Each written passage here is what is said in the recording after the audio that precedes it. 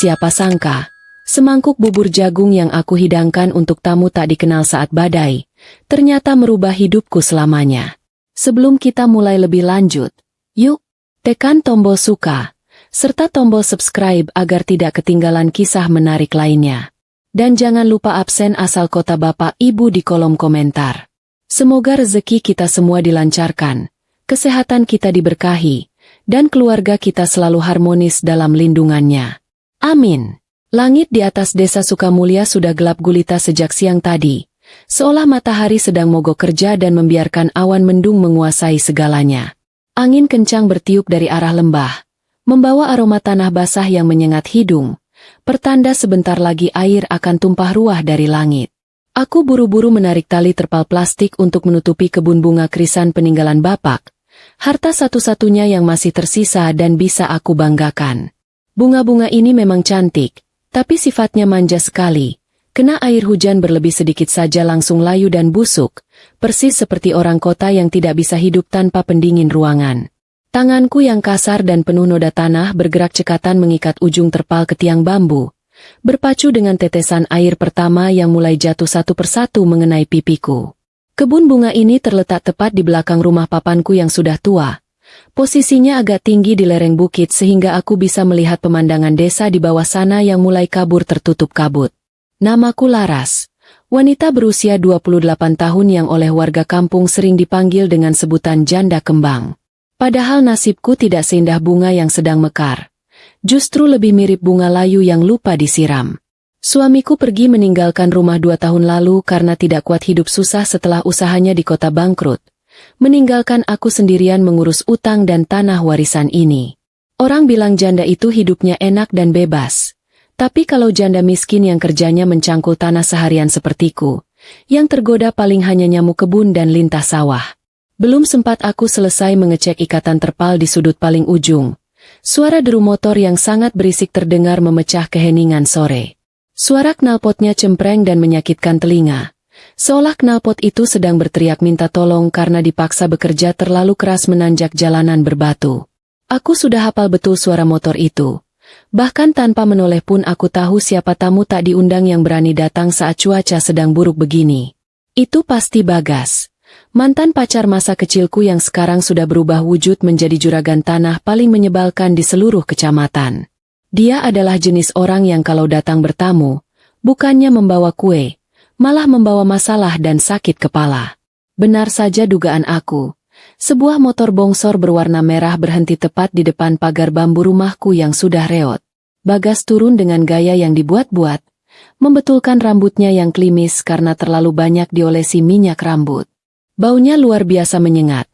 Campuran aneh antara parfum murah yang dibeli di pasar malam dan aroma uang panas hasil menipu orang.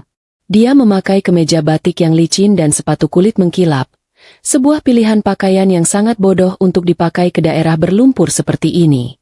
Lihat saja, baru 2 langkah dia berjalan masuk ke pekarangan. Sepatu mahalnya sudah terbenam ke dalam tanah becek, membuatnya berjalan terpincang-pincang seperti bebek yang kakinya sakit. Aku menahan tawa melihat pemandangan konyol itu. Lumayan untuk hiburan gratis di sore yang suram. Tanpa permisi dan tanpa salam, Bagas langsung nyelonong masuk ke teras rumahku. Duduk di kursi rotan peninggalan bapak tanpa dipersilakan. Dia menepuk-nepuk celananya yang terkena cipratan lumpur dengan wajah jijik. Seolah tanah di rumahku ini mengandung racun mematikan. Aku masih berdiri di halaman, memegang cangkul kecil, menatapnya dengan pandangan malas yang tidak aku tutup-tutupi. Bagas menatapku balik sambil tersenyum miring, senyuman yang dulu pernah membuat aku jatuh cinta saat kami masih remaja polos. Tapi sekarang senyuman itu terlihat seperti seringai buaya yang sedang mengincar mangsa. Dia datang lagi untuk membahas hal yang sama. Hal yang sudah ratusan kali aku tolak mentah-mentah sampai mulutku berbusa. Bagas mulai membuka percakapan dengan basa-basi busuk tentang cuaca dan kabar kesehatanku. Padahal aku tahu dia sama sekali tidak peduli apakah aku sehat atau mati kelaparan. Matanya yang licik terus menyapu sekeliling rumah dan kebunku. Seolah sedang menghitung berapa banyak keuntungan yang bisa dia dapatkan kalau berhasil meratakan tempat ini. Dia bilang ada investor dari ibu kota yang ingin membangun villa mewah di sini, tempat peristirahatan untuk orang-orang kaya yang butuh ketenangan. Katanya tanahku ini punya pemandangan paling bagus. Langsung menghadap ke lembah dan matahari terbenam. Memang benar tanah ini indah.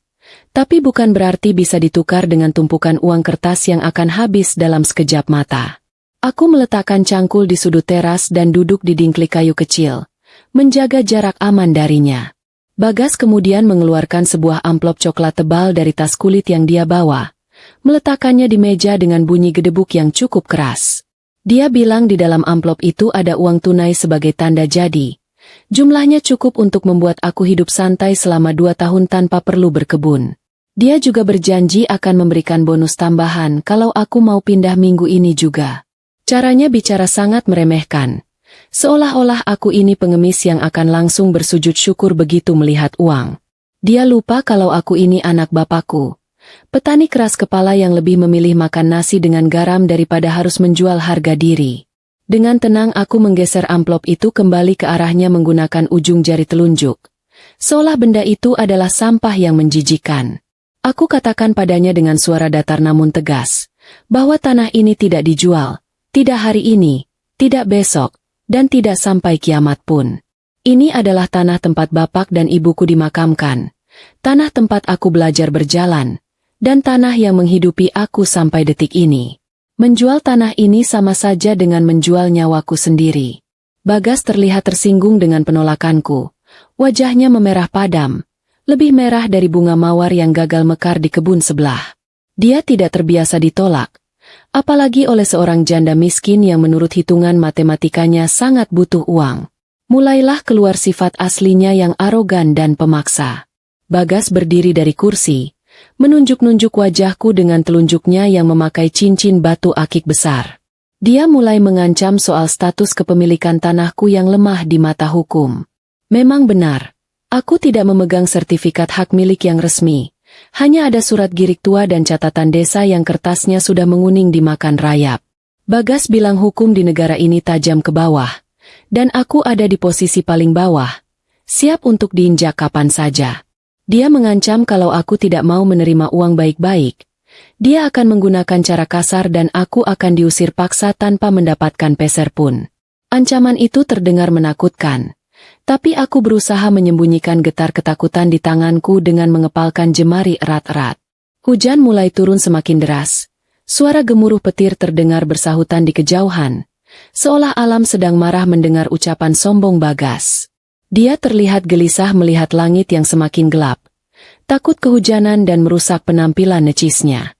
Akhirnya dia memungut kembali amplop itu dengan kasar, memasukkannya ke dalam tas sambil menggerutu panjang lebar. Sebelum pergi, dia sempat meludah ke tanah pekaranganku dan berteriak di tengah suara hujan, mengatakan bahwa aku akan menyesal seumur hidup dan suatu hari nanti aku akan datang merangkak ke rumahnya untuk meminta belas kasihan. Lucu sekali dia. Dipikirnya aku ini anjing peliharaan yang akan merengek minta makan kalau lapar. Aku hanya diam menatap punggungnya yang menjauh, berdoa dalam hati semoga dia terpeleset di jalanan berlumpur itu. Sepeninggal Bagas, sunyi kembali memeluk gubuk kayuku, hanya suara hujan yang kini berkuasa penuh. Aku masuk ke dalam rumah dan mengunci pintu kayu dengan palang besi, merasa sedikit lebih aman meski hatiku masih berdegup kencang karena emosi. Rumahku ini sangat sederhana, lantainya masih berupa semen kasar yang sudah retak di sana-sini, dindingnya terbuat dari papan kayu yang sela-selanya sering dijadikan jalan masuk angin malam. Di ruang tengah hanya ada tikar pandan dan sebuah televisi tabung tua yang gambarnya lebih banyak semutnya daripada siarannya. Tapi bagiku, ini adalah istana. Disinilah aku merasa menjadi manusia merdeka, bukan bawahan siapa-siapa. Aku berjalan menuju dapur yang terletak di bagian belakang rumah, menyalakan tungku kayu bakar untuk menjerang air.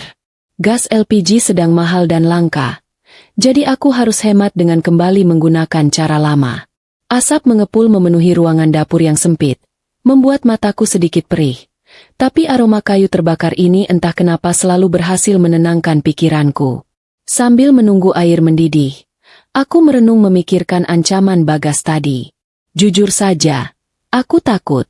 Aku hanyalah wanita lulusan sekolah menengah yang tidak paham hukum, tidak punya kenalan pejabat, dan tidak punya uang untuk menyewa pengacara hebat. Kalau Bagas benar-benar main kasar, Aku tidak tahu harus minta tolong pada siapa. Suara hujan di luar berubah menjadi lebih ganas. Bukan lagi rintik-rintik syahdu melainkan curahan air bah yang menghantam atap seng rumahku tanpa ampun. Bunyinya sangat berisik, seperti ada ribuan kerikil yang dilemparkan dari langit secara bersamaan. Beberapa titik di atap mulai menyerah, meneteskan air ke dalam rumah. Aku bergegas mengambil ember-ember plastik dan panci bekas untuk menampung bocoran itu. Pluk, pluk, ting, ting. Suara tetesan air yang jatuh ke wadah-wadah itu menciptakan irama musik perkusi yang sumbang. Lagu wajib yang selalu aku dengar setiap musim hujan tiba. Rumah ini memang sudah tua renta, sama lelahnya dengan pemiliknya. Tapi kami berdua masih berusaha berdiri tegak melawan badai. Malam semakin larut dan udara dingin mulai menusuk sampai ke tulang sumsum, membuat aku harus merapatkan kain sarung yang membelit tubuhku. Listrik tiba-tiba mati, membuat seluruh ruangan gelap gulita dalam sekejap. Ah, sudah biasa. Di kampung ini, kalau ada ranting pohon jatuh atau petir menyambar sedikit saja, listrik pasti langsung padam berjam-jam, seolah petugas listriknya juga ikut bersembunyi di bawah selimut. Aku meraba-raba mencari korek api dan menyalakan lampu tempel minyak tanah yang selalu tersedia di atas meja makan. Cahaya oranye yang remang-remang mulai menerangi ruangan, menciptakan bayangan-bayangan besar yang menari di dinding kayu, membuat suasana terasa sedikit mencekam namun juga hangat. Di tengah kegelapan dan suara badai yang mengamuk di luar, aku duduk memeluk lutut di atas dipan bambu di ruang tengah.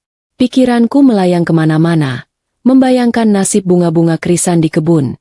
Apakah terpal plastiknya kuat menahan angin kencang ini? Kalau kebun itu rusak, habislah harapan makanku untuk bulan depan. Tapi sudahlah, dipikirkan sampai kepala botak pun tidak akan menghentikan hujan. Aku mencoba memejamkan mata, berdoa semoga besok pagi matahari mau muncul lagi dan memberikan sedikit kehangatan.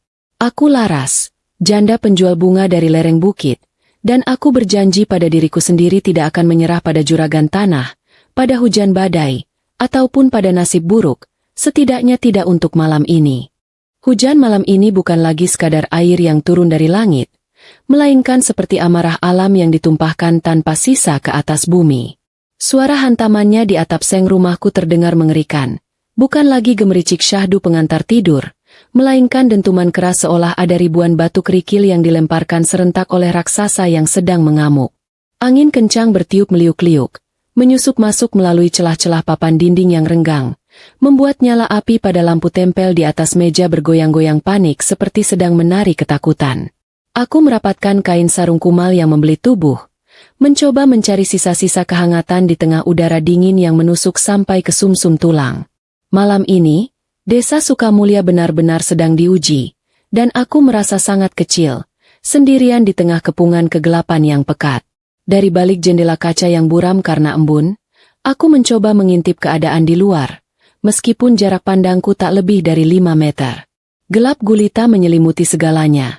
Hanya sesekali kilatan petir membelah langit, memberikan penerangan sesaat yang memperlihatkan pemandangan mengerikan di halaman rumah.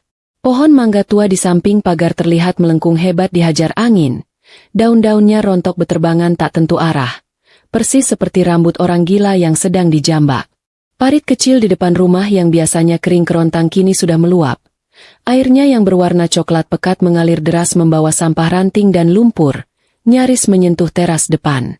Kalau hujan ini tidak berhenti dalam 1 jam ke depan, bisa dipastikan air itu akan masuk ke dalam rumah dan mengajak semua perabotan sederhanaku berenang. Suara kentongan bambu tiba-tiba terdengar bertalu-talu dari arah pos ronda di bawah sana. Nadanya cepat dan mendesak. Sebuah irama tanda bahaya yang sudah lama tidak aku dengar.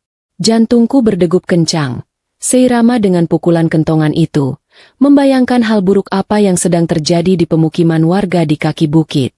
Tak lama kemudian, sayup-sayup terdengar teriakan orang-orang yang panik.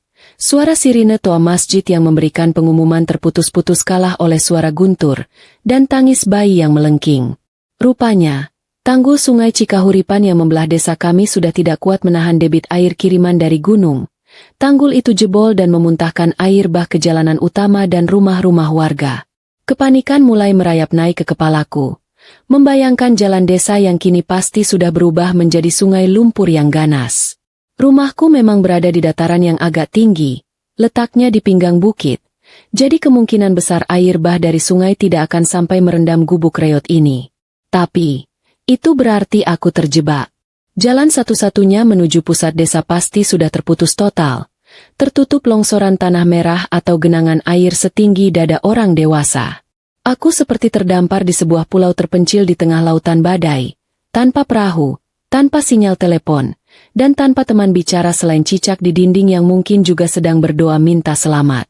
Aku bimbang setengah mati, berdiri kaku di tengah ruangan sambil memandangi pintu depan yang terkunci rapat. Sebagian besar warga pasti sedang berbondong-bondong mengungsi ke balai desa yang bangunannya beton dan bertingkat. Tempat paling aman untuk berlindung saat bencana seperti ini. Haruskah aku nekat turun ke bawah, menembus hujan badai dan lumpur licin demi berkumpul dengan orang lain? Rasanya itu pilihan yang masuk akal untuk keselamatan nyawaku sendiri. Tapi, setiap kali niat itu muncul, bayangan wajah bapak yang tersenyum bangga saat panen bunga krisan selalu muncul di kepalaku, menahan langkah kakiku untuk tidak pergi kemana-mana. Tanaman krisan di kebun belakang adalah nyawaku. Satu-satunya alasan aku masih bertahan hidup di desa ini setelah ditinggal suami dan ditinggal orang tua. Kalau aku pergi mengungsi dan membiarkan kebun itu tanpa pengawasan, angin kencang ini pasti akan merobek terpal pelindung, mematahkan batang-batang bunga yang rapuh, dan menghancurkan modal usahaku dalam semalam. Bunga krisan itu bukan sekadar tanaman hias. Mereka adalah harapan untuk membayar pajak tanah, membeli beras, dan membuktikan pada bagasi juragan tanah lintah darat itu bahwa aku bisa bertahan tanpa menjual warisan leluhur. Tidak, aku tidak bisa pergi. Aku harus tetap di sini, menjadi penjaga gawang terakhir bagi bunga-bunga itu, meskipun rasanya menakutkan setengah mati. Tekadku sudah bulat. Aku menyambar jas hujan plastik resek berwarna biru yang tergantung di paku dinding. Jas hujan murah yang tipisnya minta ampun, kalau tersangkut paku sedikit saja pasti langsung robek. Aku juga mengambil senter besar bertenaga baterai yang cahayanya sudah mulai redup, berharap baterainya tidak tiba-tiba mati di tengah jalan. Dengan napas tertahan, aku membuka pintu dapur yang menuju ke halaman belakang. Begitu pintu terbuka, angin kencang langsung menampar wajahku dengan air hujan. Rasanya perih seperti ditusuk-tusuk jarum es. Suara gemuruh di luar ternyata jauh lebih bising daripada yang aku dengar dari dalam rumah. Seolah dunia ini sedang runtuh perlahan-lahan. Langkah pertamaku keluar rumah langsung disambut oleh lumpur becek yang tingginya semata kaki, membuat sandalku hampir tertinggal karena terhisap tanah yang lengket seperti adonan dodol gagal. Aku harus berjalan mengangkang dan sangat hati-hati agar tidak terpleset. Persis seperti bebek yang sedang belajar baris berbaris. Cahaya senterku menembus tirai hujan, menyorot ke arah deretan bedengan bunga krisan yang tertutup terpal plastik hitam. Syukurlah, sebagian besar tiang penyangga masih berdiri tegak, meskipun terpalnya berkibar-kibar liar dihajar angin seperti layar kapal bajak laut yang sedang diamuk badai. Namun, mataku menangkap masalah di sudut sebelah barat, tempat di mana bibit krisan varietas unggul berwarna ungu sedang aku kembangkan. Tali pengikat terpal di sana terlepas dari patoknya, membuat ujung plastik itu menganga lebar dan membiarkan air hujan menghantam langsung tanaman-tanaman muda di bawahnya. Tanpa pikir panjang, aku berlari kecil menuju ke sana, melupakan dingin dan licinnya tanah. Kakiku tersandung akar pohon yang menyembul keluar, membuat tubuhku terjerembab ke depan. Aduh, teriakku. Tapi suaraku hilang ditelan suara guntur. Aku jatuh tertelungkup. Wajah dan bajuku penuh dengan lumpur coklat yang bau tanah basah. Bagus sekali Laras. Sekarang kau sudah resmi berubah wujud dari manusia menjadi kerbau sawah. Sambil menahan perih di lutut dan siku, aku bangkit kembali, mengusap lumpur yang menutupi mata. Tidak ada waktu untuk mengeluh atau menangisi nasib. Tanaman itu butuh pertolongan segera. Aku merangkak mendekati tiang bambu yang miring, menarik ujung terpal yang basah dan berat dengan sekuat tenaga. Angin seolah tidak rela aku memperbaikinya, terus menarik terpal itu ke arah berlawanan, membuat kami terlibat dalam tarik tambang yang tidak seimbang. Tanganku yang kedinginan sampai mati rasa terus berusaha membuat simpul tali yang kuat pada patok kayu, menggigit bibir bawahku agar tidak menjerit karena kedinginan. Setelah berjuang selama hampir 10 menit yang terasa seperti 10 jam, akhirnya terpal itu berhasil aku ikat kembali dengan kencang. Tanaman-tanaman kecil itu aman, setidaknya untuk sementara waktu. Aku menyandarkan punggungku sebentar di tiang gubuk penyimpanan pupuk, mengatur napas yang memburu.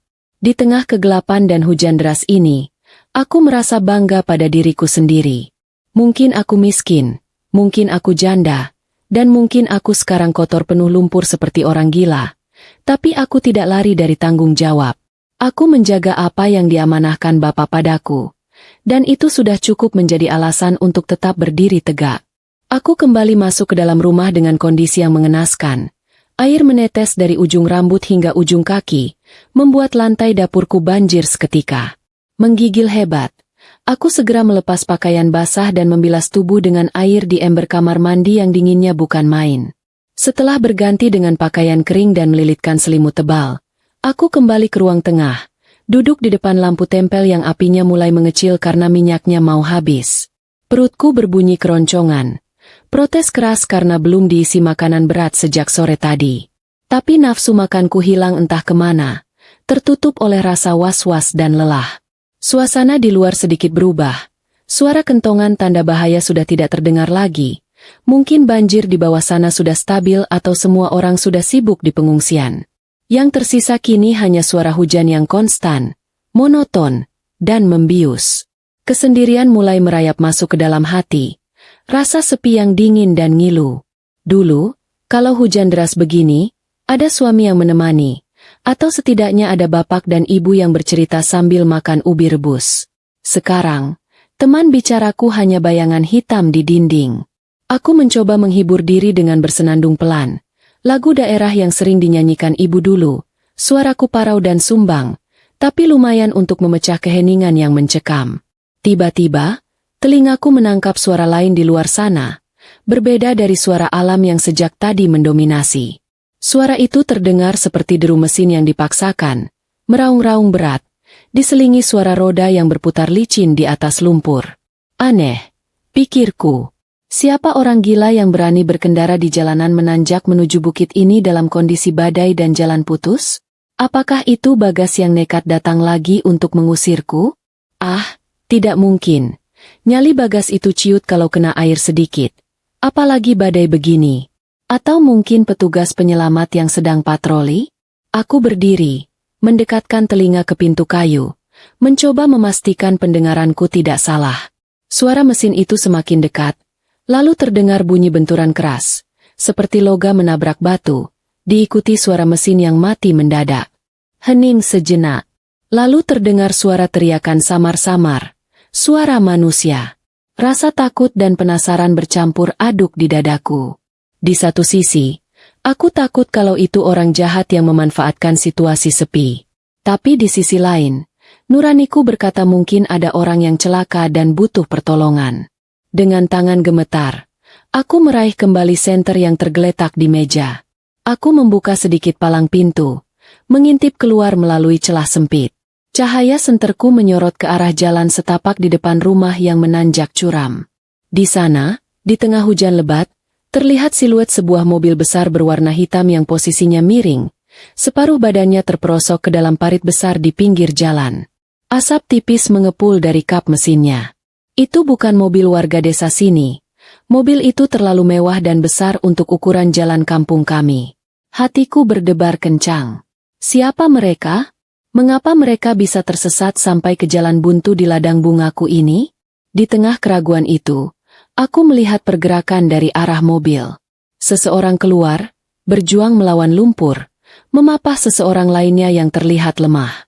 Mereka berjalan tertatih-tatih menuju satu-satunya sumber cahaya yang ada di kegelapan bukit ini, lampu teras rumahku. Naluri kemanusiaanku seketika mengalahkan rasa takut. Siapapun mereka, mereka sedang dalam bahaya dan butuh tempat berteduh. Aku melepaskan palang pintu sepenuhnya, bersiap menyambut tamu tak diundang yang datang bersama badai, tanpa menyadari bahwa keputusan sederhana itu akan mengubah seluruh alur hidupku selamanya. Suara gedoran di pintu kayu rumahku terdengar tidak sabaran, seolah-olah orang di luar sana sedang dikejar hantu atau penagih utang yang galak. Bukan ketukan sopan layaknya tamu yang hendak bertandang, melainkan pukulan kepalan tangan yang didorong oleh rasa putus asa. Aku berdiri mematung di balik pintu dengan tangan masih mencengkeram gagang sapu ijuk. Senjata darurat yang aku ambil spontan untuk berjaga-jaga. Jantungku berdetak 2 kali lebih cepat dari biasanya, menciptakan irama dangdut yang kacau di dalam rongga dada. Antara rasa takut dirampok dan rasa kasihan pada sesama manusia sedang bertarung hebat di kepalaku. Tapi suara rintihan lemah seorang wanita dari balik pintu akhirnya memenangkan pertarungan batin itu. Perlahan aku menarik palang kayu yang menjadi kunci pengaman, lalu membuka pintu sedikit demi sedikit sambil menahan napas. Angin kencang langsung menerobos masuk tanpa permisi, membawa butiran air hujan yang menampar wajahku dengan dingin. Di hadapanku, berdiri 2 sosok manusia yang kondisinya sangat menyedihkan, lebih mirip korban kapal pecah daripada tamu kehormatan. Seorang pria muda bertubuh tinggi tegap berdiri sambil memeluk bahu seorang wanita tua yang tubuhnya ringkih. Mereka berdua basah kuyup dari ujung rambut sampai ujung kaki. Air menetes deras dari pakaian mereka, membuat genangan air baru di teras rumahku yang memang sudah lembab. Pria itu menatapku dengan mata yang memerah dan napas tersengal-sengal. Wajahnya pucat pasi namun menyiratkan permohonan yang amat sangat. Rambutnya yang berpotongan rapi kini lepek menempel di dahi. Dan kemeja putih mahalnya sudah berubah warna menjadi coklat karena noda lumpur yang abstrak. Dia tidak terlihat seperti orang jahat, lebih terlihat seperti orang kota yang tersesat di hutan rimba dan kehilangan arah hidup. Sementara wanita tua di sampingnya tampak jauh lebih mengkhawatirkan. Bibirnya membiru dan giginya bergemerutuk menahan dingin yang menusuk tulang. Matanya terpejam seolah sudah tidak kuat lagi menopang berat kelopak matanya sendiri. "Mbak, tolong kami. Ibu saya tidak kuat lagi." Suara pria itu terdengar parau dan gemetar, kalah keras oleh suara guntur yang menggelegar di atas kepala. Dia tidak meminta uang, tidak meminta harta, hanya meminta pertolongan nyawa. Melihat kondisi ibu tua itu, naluri wanitaku langsung mengambil alih kendali, melupakan segala curiga dan waspada. Tidak mungkin ada perampok yang membawa ibu tua yang sakit-sakitan di tengah badai begini. Kecuali perampok itu sedang magang dan belum paham cara kerja dunia kriminal. Aku melebarkan bukaan pintu, menggeser tubuhku ke samping untuk memberi jalan. "Cepat masuk, Pak. Jangan berdiri di situ. Nanti masuk angin." Teriakku berusaha mengalahkan suara hujan. Pria itu mengangguk kaku. Lalu dengan sisa tenaganya dia memapah ibunya melangkah masuk melewati ambang pintu. Begitu kaki mereka menginjak lantai ruang tamu, jejak lumpur tebal langsung tercetak jelas di atas semen kasar rumahku. "Bagus sekali," pikirku dalam hati sambil menahan senyum kecut. "Besok pagi aku punya pekerjaan tambahan mengepel lantai yang pasti lengketnya minta ampun. Tapi biarlah, lantai kotor masih bisa dibersihkan. Tapi nyawa orang tidak ada gantinya di toko kelontong." Aku segera menutup kembali pintu utama dan memasang palangnya dengan cepat, memblokir suara bising badai agar tidak ikut masuk ke dalam. Suasana di dalam rumah mendadak hening dan canggung. Hanya terdengar suara napas berat kedua tamuku dan tetesan air dari baju mereka yang jatuh ke lantai. Tik, tik, tik. Pria itu tampak bingung harus melakukan apa. Dia berdiri kaku di tengah ruangan seperti patung selamat datang. Takut bergerak karena sadar tubuhnya penuh kotoran. Dia menatap sekeliling rumahku yang sederhana, atau lebih tepatnya melarat, dengan tatapan yang sulit diartikan. Mungkin kaget melihat masih ada manusia yang hidup dengan perabotan seadanya di zaman modern ini. Wanita tua itu tiba-tiba terbatuk keras. Tubuhnya terguncang hebat dalam pelukan anaknya. Batuknya terdengar kering dan menyakitkan, membuatku sadar bahwa ini bukan waktunya untuk bengong atau memikirkan rasa malu karena rumahku jelek. Aku segera menghampiri mereka, menepuk pelan lengan pria itu untuk menyadarkannya dari lamunan. "Pak, jangan diam saja. Baringkan ibunya di dipan bambu itu, kasihan beliau kedinginan." Perintahku sambil menunjuk satu-satunya tempat duduk yang layak di ruangan itu. Pria itu menurut. Dengan sangat hati-hati dia mendudukkan ibunya di atas dipan yang beralaskan tikar pandan, memperlakukannya seolah-olah wanita tua itu terbuat dari kaca yang mudah pecah. Saya minta maaf mengotori rumah Mbak," ucap pria itu terbata-bata. Tangannya yang kotor menggantung di udara, bingung mau diletakkan di mana. Wajahnya penuh rasa bersalah, persis seperti anak kecil yang ketahuan main hujan-hujanan padahal sudah dilarang ibunya. Lucu juga melihat pria dewasa berbadan besar terlihat menciut hanya karena lumpur. Namanya Damar. Begitu dia memperkenalkan diri singkat sambil menyeka wajahnya yang basah. Dia menjelaskan bahwa mereka hendak pergi ke kota kabupaten untuk urusan keluarga. Tapi karena jalan utama banjir, mereka nekat mengambil jalan pintas lewat bukit ini sesuai arahan aplikasi peta di ponsel pintar, yang ternyata tidak pintar-pintar amat karena malah menyesatkan mereka ke parit sawah. Sudah, tidak usah dipikirkan soal kotor. Nanti juga kering sendiri. Jawabku santai sambil berlalu menuju kamar belakang. Aku membongkar lemari plastikku, mencari kain sarung dan handuk yang paling bersih. Stok handukku tidak banyak, hanya ada 2 helai yang warnanya sudah memudar karena terlalu sering dicuci. Tapi setidaknya wangi sabun coleknya masih terasa segar. Aku juga mengambil 1 setel pakaian ganti milik almarhum bapak yang masih aku simpan rapi. Kaos oblong putih dan celana batik kombor. Mungkin ukurannya akan sedikit kekecilan untuk pria bernama Damar itu, tapi daripada dia masuk angin memakai baju basah, lebih baik terlihat sedikit konyol memakai baju petani. Kembali ke ruang tengah, aku menyodorkan tumpukan kain itu kepada Damar. Ini handuk kering. Maaf seadanya. Dan ini baju ganti bekas bapak saya. Kalau bapak tidak keberatan memakainya. Kamar mandinya ada di belakang, dekat dapur. Ibunya biar saya yang urus ganti bajunya di sini. Ujarku mengambil alih komando. Damar menatap baju-baju itu dengan tatapan berterima kasih yang tulus. Seolah aku baru saja memberinya tiket liburan ke luar negeri. Dia mengangguk hormat, lalu bergegas menuju ke arah yang aku tunjuk. Mungkin dia juga sudah tidak tahan dengan rasa lengket di sekujur tubuhnya. Kini tinggal aku berdua dengan ibu tua itu. Wajahnya yang keriput terlihat sangat pucat. Tangannya sedingin es batu saat aku sentuh. Namanya Ibu Ratih. Tadi Damar sempat menyebutnya. Aku dengan cekatan membantu melepas jaket tebalnya yang basah kuyup dan berat.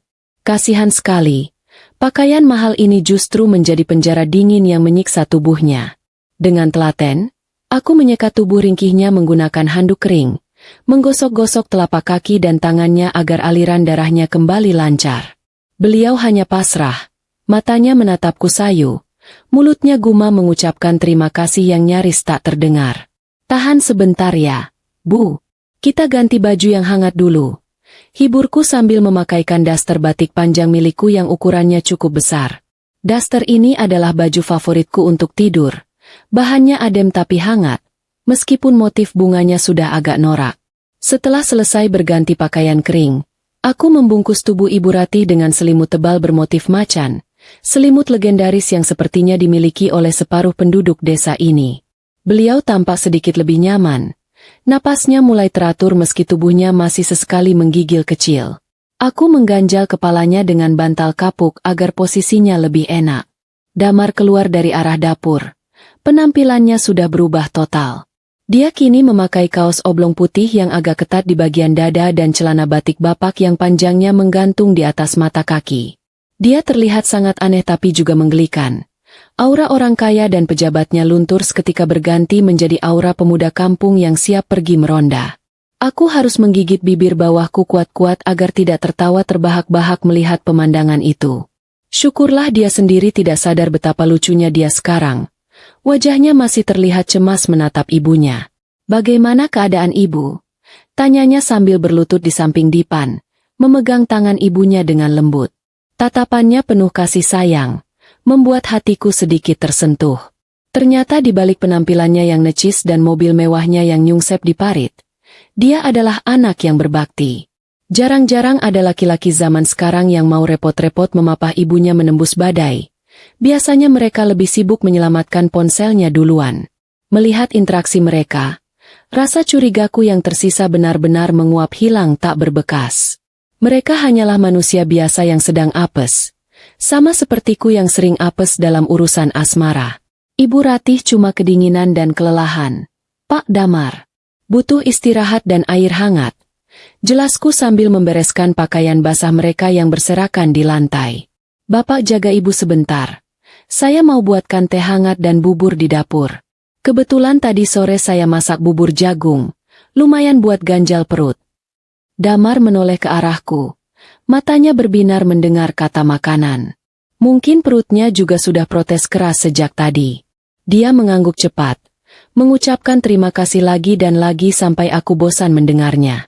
Aku kembali ke dapur, meniup bara api di tungku yang hampir mati agar menyala kembali.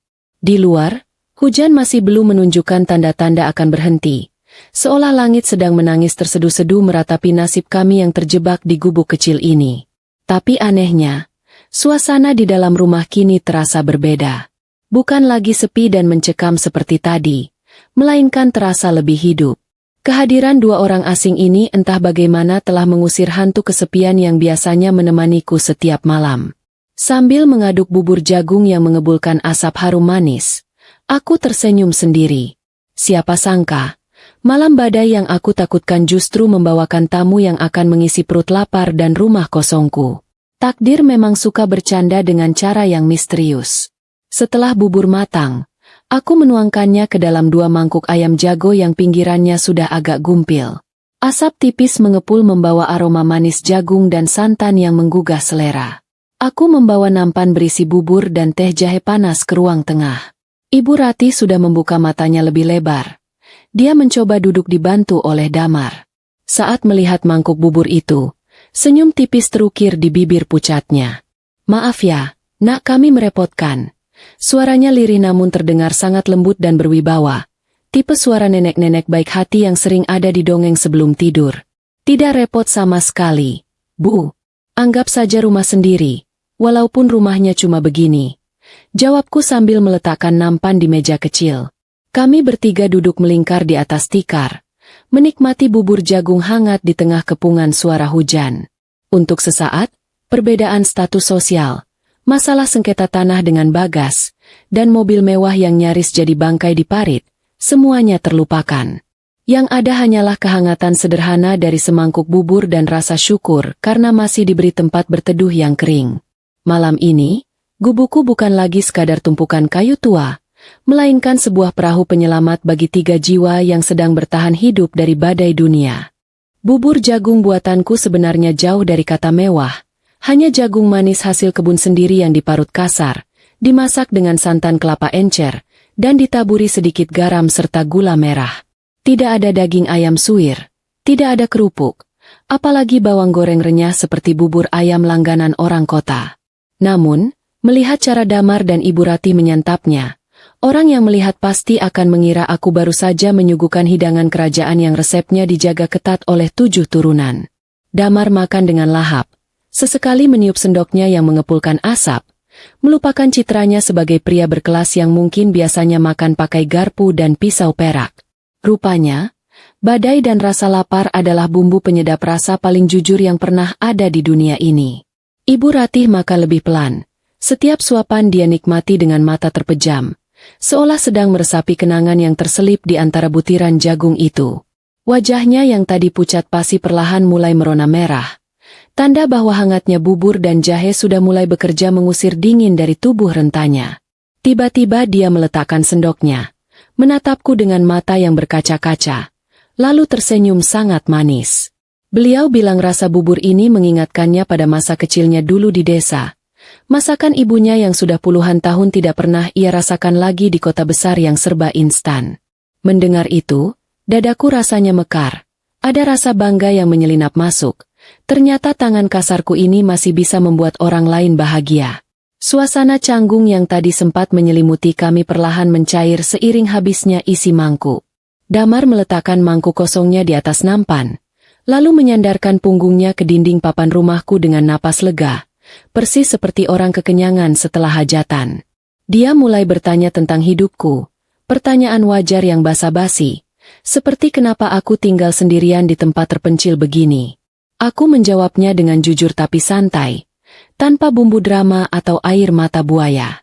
Aku ceritakan soal suami yang pergi karena tidak betah hidup susah dan orang tua yang sudah meninggal, menyisakan kebun bunga ini sebagai teman hidupku.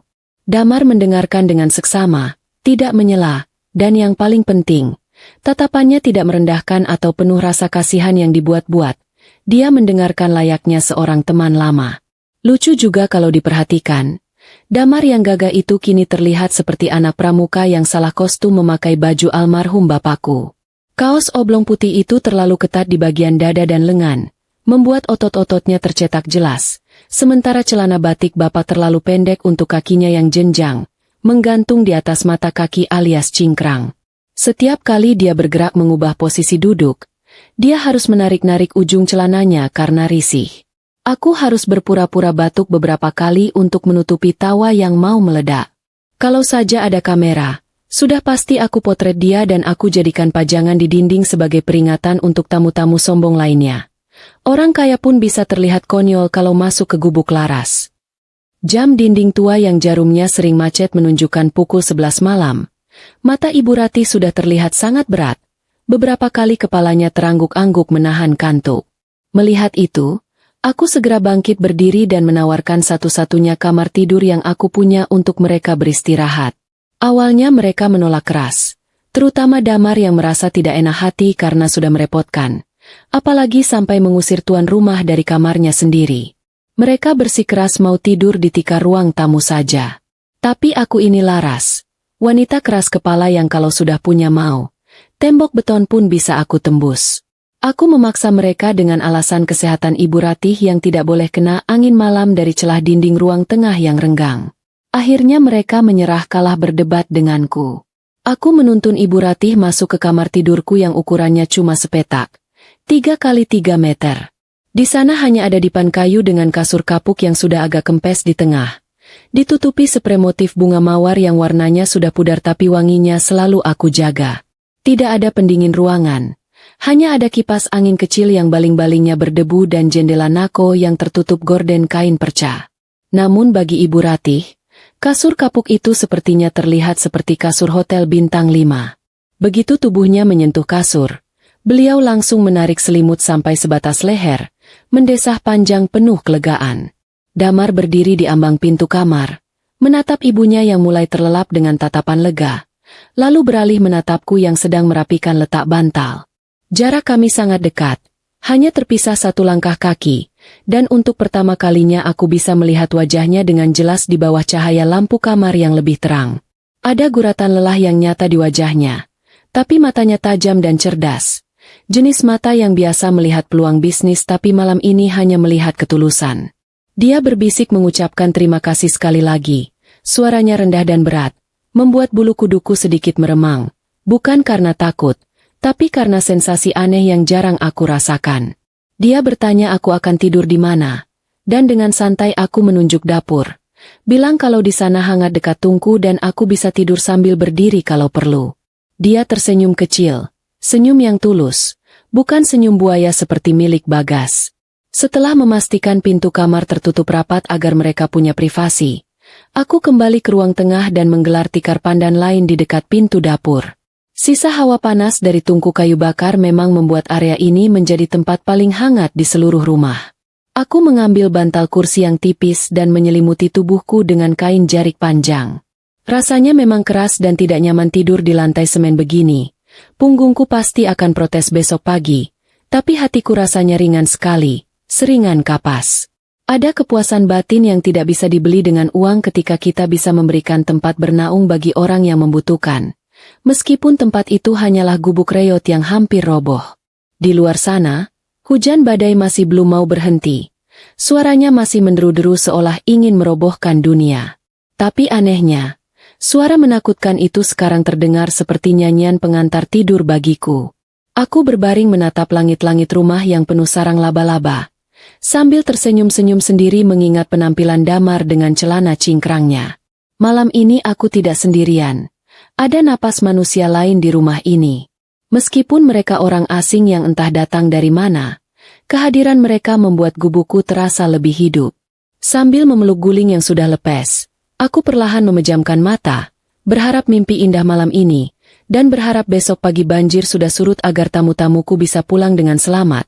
Meski jujur saja, ada sebagian kecil dari hatiku yang berharap hujan ini turun sedikit lebih lama lagi.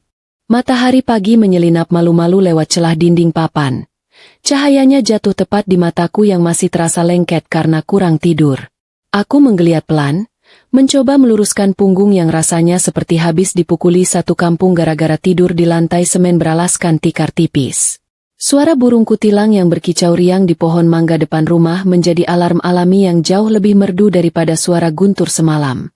Syukurlah, badai gila itu sudah berlalu, menyisakan udara pagi yang bersih dan aroma tanah basah yang khas, aroma yang selalu membuatku merasa damai meskipun hidup sedang carut-marut.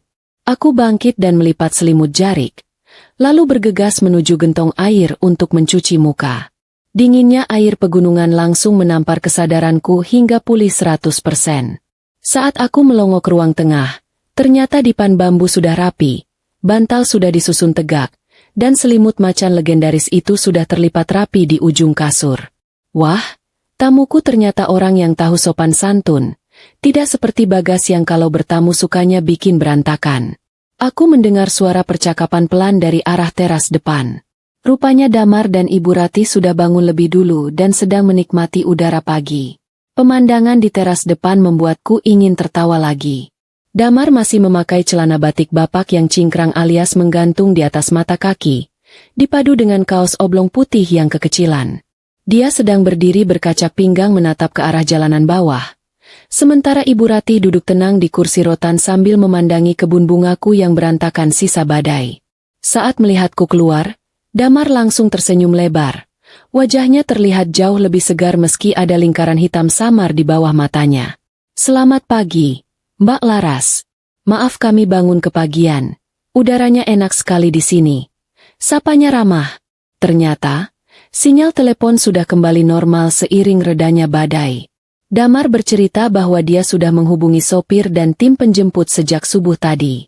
Katanya, bantuan sedang dalam perjalanan naik ke sini lengkap dengan mobil derek untuk mengevakuasi mobil mewahnya yang masih asyik berendam di parit. Benar saja, belum sempat aku menawari mereka sarapan singkong rebus, terdengar suara deru mesin kendaraan berat meraung-raung dari tanjakan. Sebuah mobil jeep besar dan truk derek berwarna oranye muncul, diikuti oleh beberapa orang berseragam rapi yang langsung sigap melompat turun begitu kendaraan berhenti. Suasana rumahku yang biasanya sepi mendadak ramai seperti pasar kaget. Orang-orang berseragam itu sibuk mengurus mobil Damar, menariknya keluar dari jebakan lumpur dengan tali baja. Damar sempat masuk sebentar ke dalam mobil jeep penjemputnya untuk berganti pakaian. Saat dia keluar lagi, sosok pemuda kampung bercelana batik itu sudah hilang, berganti kembali menjadi sosok pria kota yang gagah dengan kemeja bersih dan celana bahan yang pas di kaki. Jujur saja, ada sedikit rasa kecewa di hatiku, padahal aku sudah mulai terbiasa melihatnya dengan tampilan konyol yang merakyat itu. Waktu perpisahan pun tiba lebih cepat dari yang aku duga. Mobil Damar sudah berhasil diangkat ke atas truk derek, meski bodinya penyok sana sini dan penuh lumpur, tapi sepertinya mesinnya masih bisa diselamatkan. Damar dan Ibu Ratih berjalan menghampiriku di teras. Ibu Ratih menggenggam kedua tanganku erat-erat. Telapak tangannya kini terasa hangat, tidak sedingin es seperti semalam. Beliau menatap mataku lekat-lekat. Tatapan seorang ibu yang penuh kasih sayang, membuatku teringat pada almarhumah emak. "Nak Laras, terima kasih banyak ya. Kalau tidak ada Nak Laras yang mau membukakan pintu, ibu tidak tahu nasib kami semalam bakal jadi apa," ucap Ibu Ratih tulus, suaranya sedikit bergetar. Aku hanya mengangguk sambil tersenyum malu, bilang kalau itu sudah kewajiban sesama manusia. Lalu, Damar maju selangkah. Dia merogoh saku celananya dan mengeluarkan sebuah dompet kulit tebal. Dari dalamnya, dia menarik segepok uang kertas berwarna merah. Jumlahnya mungkin lebih banyak dari hasil panen bungaku selama 3 bulan. Dia menyodorkan uang itu padaku dengan sopan. "Mbak Laras, ini tidak seberapa, tapi tolong diterima sebagai ganti rasa lelah dan repotnya Mbak mengurus kami semalam. Buat beli beras atau perbaikan atap yang bocor," kata Damar. Mataku menatap tumpukan uang itu. Jujur, setan di kepalaku berbisik keras menyuruhku mengambilnya. Uang itu bisa buat bayar pajak tanah, bisa buat beli pupuk, atau setidaknya beli daster baru yang motifnya tidak norak. Tapi kemudian, bayangan wajah Bapak melintas. Bapak selalu bilang, pantang meminta upah dari orang yang sedang kesusahan. Menolong itu pakai hati, bukan pakai kalkulator. Dengan tangan gemetar namun hati mantap, aku mendorong pelan tangan Damar yang memegang uang itu menjauh. "Maaf, Pak Damar. Simpan saja uangnya. Saya ikhlas menolong bukan karena mau dibayar. Lagi pula, bubur jagung dan tempat tidur lantai itu harganya murah. Tidak pantas dibayar semahal ini, tolakku halus. Damar terlihat kaget. Mungkin di dunianya yang serba transaksional, jarang ada orang miskin yang menolak rezeki nomplok. Dia hendak memaksa lagi, tapi Ibu Ratih menahan lengan anaknya, memberikan kode lewat tatapan mata agar Damar berhenti. Ibu Ratih sepertinya paham betul isi hatiku. Wanita tua itu kemudian membuka tas tangan kecil yang sejak tadi dia dekap. Dia mengaduk-aduk isinya sebentar, lalu mengeluarkan sebuah benda kecil. Itu bukan emas, bukan berlian, melainkan sebuah gantungan kunci yang terbuat dari kayu jati tua. Ukirannya sangat halus dan detail, berbentuk bunga teratai yang sedang mekar sempurna. Warnanya coklat gelap mengkilap alami karena sering dipegang. Terlihat seperti barang antik yang punya nilai sejarah, bukan sekadar gantungan kunci beli di tempat wisata. Kalau uang tidak mau diterima, tolong terima ini sebagai tanda persaudaraan kita, kata Ibu Ratih sambil meletakkan gantungan kunci itu di telapak tanganku. Ini kayu jati tua dari kampung halaman saya. Nak Laras, dengarkan Ibu baik-baik. Simpan benda ini. Jika suatu hari nanti Nak Laras butuh bantuan, atau merasa dunia ini tidak adil, datanglah ke ibu kota. Cari gedung bernama Menara Kencana, dan tunjukkan benda ini pada siapa saja di sana. Mereka akan tahu apa yang harus dilakukan. Aku menimang-nimang gantungan kunci itu. Terasa berat dan kokoh di tangan. Pesan Ibu Ratih terdengar aneh dan misterius, seperti adegan dalam film silat di televisi tetangga. Tapi sorot matanya yang serius membuatku tidak berani bertanya banyak. Baik, Bu. Akan saya simpan baik-baik. Terima kasih kenang-kenangannya. Jawabku sambil memasukkan benda itu ke saku daster. Bagiku, ukiran kayu ini jauh lebih berharga daripada uang. Karena ini adalah bukti bahwa aku dianggap saudara, bukan pelayan. Mereka pun berpamitan. Damar menjabat tanganku erat. Senyumnya kali ini terasa lebih hormat. Mereka masuk ke dalam mobil jeep penjemput. Dan perlahan iring-iringan kendaraan itu bergerak menuruni jalan bukit yang berbatu, meninggalkan jejak ban yang dalam di tanah basah. Aku berdiri di pinggir jalan, melambaikan tangan sampai mobil-mobil itu hilang di tikungan tertutup rimbunnya pohon bambu. Seketika, rumahku kembali sepi. Hanya ada suara angin yang menggoyangkan daun pisang dan suara ayam yang mulai berkokok minta makan. Aku duduk kembali di dingklik kayu di teras, meraba saku dasterku, merasakan tekstur ukiran bunga teratai itu dengan ujung jari. Entah kenapa, ada perasaan aneh yang menjalar di dada. Sebuah firasat bahwa pertemuan semalam bukanlah kebetulan biasa. Pertemuan itu seperti simpul tali yang baru saja diikat, menghubungkan nasibku yang sederhana di kaki gunung ini dengan sesuatu yang jauh lebih besar di luar sana. Tapi untuk sekarang, lamunan ini tidak akan membuat perutku kenyang. Aku bangkit, mengambil sapu lidi. Masih banyak lumpur di ruang tamu yang harus dibersihkan, dan bunga-bunga di kebun belakang sudah menunggu untuk disapa. Hidup harus terus berjalan, dengan atau tanpa uang segepok dari tamu kota. Waktu berjalan begitu cepat, tahu-tahu kalender di dinding yang bergambar artis dangdut itu sudah disobek 3 kali, menandakan 3 bulan telah berlalu sejak malam badai yang mempertemukan aku dengan tamu-tamu kota itu. Kehidupan di desa Sukamulya sudah kembali normal. Jalanan yang dulu longsor sudah diperbaiki ala kadarnya dengan karung pasir, dan parit depan rumahku sudah kering kembali. Kebun bunga krisanku juga sudah pulih total, bahkan sekarang sedang mekar-mekarnya, memamerkan kelopak warna-warni yang bergoyang genit setiap kali disapa angin gunung. Aku hampir saja melupakan kejadian malam itu, menganggapnya hanya sebagai mimpi buruk yang berakhir manis, dan gantungan kunci kayu pemberian Ibu Ratih pun sudah terselip entah di mana di laci meja rias. Tertumpuk bedak dingin dan sisir patah. Ketenangan siang itu tiba-tiba pecah berkeping-keping, bukan oleh suara guntur, melainkan oleh suara deru mesin diesel yang jauh lebih kasar dan menakutkan. Tanah di bawah kakiku terasa bergetar pelan, getaran yang membuat cangkir teh di atas meja bergeser sendiri seolah ada hantu yang memindahkannya. Aku yang sedang asyik menyiangi rumput liar langsung berdiri tegak, menyipitkan mata ke arah jalan masuk di bawah sana. Sebuah monster besi berwarna kuning raksasa, alat berat pengeruk tanah, sedang merayap naik perlahan tapi pasti, Roda rantainya melindas semak belukar tanpa ampun, menyemburkan asap hitam pekat yang membuat udara segar pegunungan tercemar seketika. Di belakang monster besi itu, sebuah mobil jeep terbuka mengikuti dengan angkuh. Dan tebak siapa yang duduk di kursi depan sambil tersenyum lebar seolah baru saja memenangkan hadiah undian sabun colek? Siapa lagi kalau bukan Bagas? Tapi kali ini dia tidak datang sendirian. Di bak belakang mobilnya berdiri 4 orang pria berbadan besar. Kulitnya hitam mengkilap terbakar matahari, dan wajahnya sangar-sangar persis penagih utang yang sering muncul di sinetron azab. Mereka memakai kaos kutang dan celana jeans robek-robek, memamerkan otot lengan yang sepertinya hasil dari sering mengangkat beban hidup orang lain. Nyaliku yang tadinya setinggi gunung mendadak ciut menjadi sebesar biji jagung melihat rombongan sirkus kejahatan itu berhenti tepat di depan pagar rumahku. Tanpa basa-basi, Bagas melompat turun dari mobil. Kali ini dia memakai sepatu bot karet. Rupanya dia belajar dari pengalaman becek 3 bulan lalu. Dia berjalan mendekatiku dengan dada membusung, seolah dia adalah raja yang sedang meninjau wilayah jajahan baru. Di tangannya tergenggam sebuah map plastik berwarna merah menyala. Para pengawal berototnya ikut turun dan menyebar di sekitar halaman, memasang tampang galak dan melotot ke arah ayam-ayamku yang sedang mengais tanah, membuat ayam-ayam itu lari terbirit-birit ketakutan. Kasihan sekali ayamku. Padahal mereka tidak punya utang apa-apa.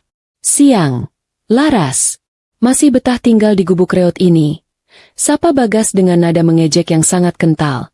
Suaranya sengaja dikeraskan agar para premannya bisa mendengar dan ikut tertawa. Aku hanya diam, memegang erat gagang cangkul kecil di tangan, berusaha menyalurkan rasa gemetar di lutut ke gagang kayu itu. Bagas tidak menunggu jawabanku. Dia langsung membuka map merah itu dan mengeluarkan selembar kertas tebal yang masih kaku dan licin. Dia mengibaskan kertas itu di depan wajahku. Baunya seperti bau tinta printer yang baru kering. Lihat ini baik-baik. Laras, buka matamu lebar-lebar. Katanya penuh kemenangan. Ini sertifikat hak milik. Asli, resmi, dan sah di mata hukum negara. Di sini tertulis jelas. Tanah seluas 2 hektar ini, mulai dari patok bambu di ujung sana sampai ke batas sungai di bawah, sekarang sudah resmi menjadi milikku, Bagas Sanjaya. Jantungku rasanya berhenti berdetak sesaat. Bagaimana mungkin? Tanah ini warisan Bapak turun-temurun.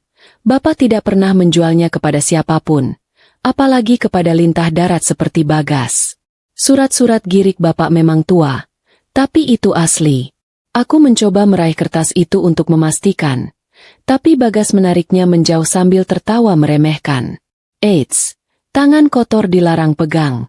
Nanti luntur tintanya. Ejeknya.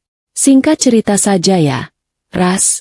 Aku tidak mau buang waktu berdebat sama orang yang tidak paham hukum sepertimu. Surat girik bututmu itu sudah tidak laku, sudah kadaluarsa, sudah dimakan rayap birokrasi.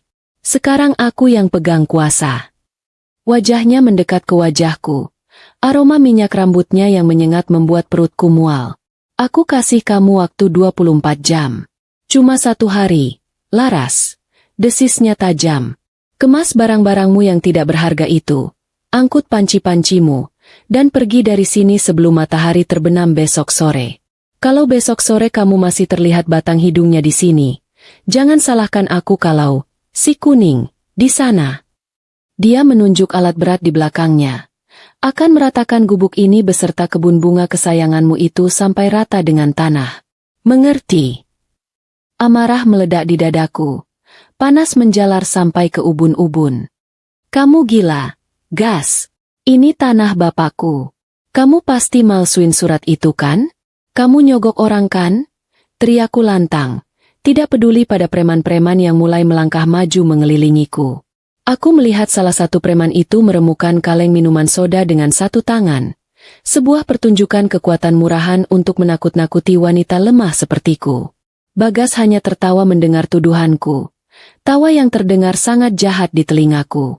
Tuduh saja semaumu. Laras, teriaklah sampai suaramu habis. Siapa yang akan percaya sama janda miskin lulusan sekolah menengah? Hakim, polisi, mereka cuma percaya sama bukti hitam di atas putih, dan aku punya itu. Jawabnya enteng sambil memasukkan kembali sertifikat itu ke dalam map. Ingat, 24 jam. Tidak ada negosiasi, tidak ada tawar-menawar, dan tidak ada pesangon sepeser pun karena kamu sudah menolak tawaranku 3 bulan lalu. Sekarang kamu keluar dari sini dengan tangan kosong. Setelah puas memuntahkan racun dari mulutnya, Bagas berbalik badan dan memberikan kode pada operator alat berat. Mesin raksasa itu meraung sekali lagi. Lalu lengan besinya bergerak menghantam pagar bambu rumahku sampai hancur berkeping-keping dalam sekali pukul. Krak! Bunyi kayu patah itu terdengar seperti bunyi tulang punggungku yang ikut patah. Itu adalah peringatan nyata, bukan sekadar gertakan sambal.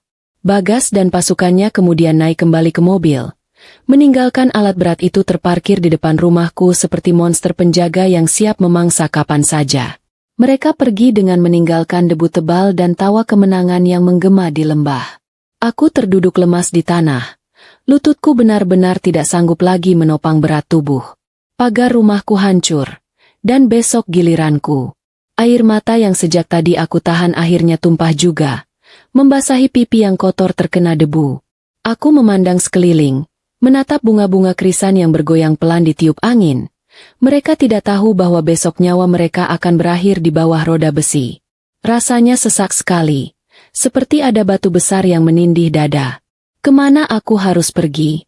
Siapa yang bisa melawan orang berduit dan licik seperti Bagas? Pak Kepala Desa? Ah, beliau pasti sudah masuk angin, juga disuap Bagas. Polisi? Tanpa uang pelicin. Laporanku mungkin hanya akan jadi bungkus gorengan. Malam kembali datang, tapi kali ini tidak ada hujan. Hanya langit cerah bertabur bintang yang seolah sedang mengejek nasibku yang gelap. Aku tidak bisa tidur. Duduk melamun di depan meja rias usang di kamar. Mataku bengkak karena menangis seharian. Di tengah keputusasaan itu, tanganku iseng mengaduk-aduk laci meja, mencari obat sakit kepala. Jariku menyentuh sesuatu yang keras dan bertekstur kasar. Aku menariknya keluar. Di bawah cahaya lampu kamar yang remang, benda itu berkilau redup. Gantungan kunci kayu jati berbentuk bunga teratai. Pesan Ibu Ratih terngiang kembali di telingaku. Suaranya jelas seolah beliau sedang berdiri di sampingku. Jika suatu hari nanti Nak Laras butuh bantuan, atau merasa dunia ini tidak adil, datanglah ke ibu kota. Aku menatap ukiran bunga teratai itu lekat-lekat. Apakah ini jalan keluarnya? Ataukah ini hanya harapan kosong dari orang kaya yang sedang berbaik hati sesaat? Jarak ke ibu kota itu jauh. Butuh ongkos bus yang tidak sedikit. Padahal uangku sekarang pas-pasan. Kalau aku pergi ke sana dan ternyata mereka lupa padaku, atau ternyata aku tidak boleh masuk, habislah sudah. Aku akan kehilangan tanah, kehilangan uang, dan kehilangan harga diri. Namun, saat aku melihat bayangan wajahku di cermin, wajah seorang wanita yang sudah terlalu sering kalah, timbul satu tekad gila. Aku tidak punya pilihan lain. Menunggu di sini sama saja dengan menyerahkan leher untuk disembelih Bagas. Setidaknya, kalau aku pergi ke ibu kota, aku berjuang sampai titik darah penghabisan. Aku menggenggam gantungan kunci itu erat-erat sampai telapak tanganku sakit. Besok subuh, sebelum ayam berkokok, aku akan pergi. Bukan untuk kabur, tapi untuk menjemput keadilan yang dijanjikan lewat sepotong kayu jati tua ini. Bagas boleh punya sertifikat palsu dan alat berat. Tapi aku punya 2 bapak dan gantungan kunci sakti. Kita lihat saja siapa yang akan tertawa paling akhir. Ibu kota ternyata jauh lebih kejam dan membingungkan daripada hutan rimba manapun yang pernah aku masuki seumur hidup. Setelah menempuh perjalanan 6 jam naik bus ekonomi yang baunya campur aduk antara minyak angin, keringat penumpang, dan asap rokok sopir, aku akhirnya sampai di pusat kota dengan kaki bengkak dan kepala pening. Uang celengan ayam jago plastik yang aku pecahkan semalam hanya menyisakan beberapa lembar ribuan lusuh di dompet. Cukup untuk ongkos pulang, itu pun kalau aku tidak makan. Tapi rasa lapar di perut ini tidak sebanding dengan rasa lapar akan keadilan yang membakar dadaku.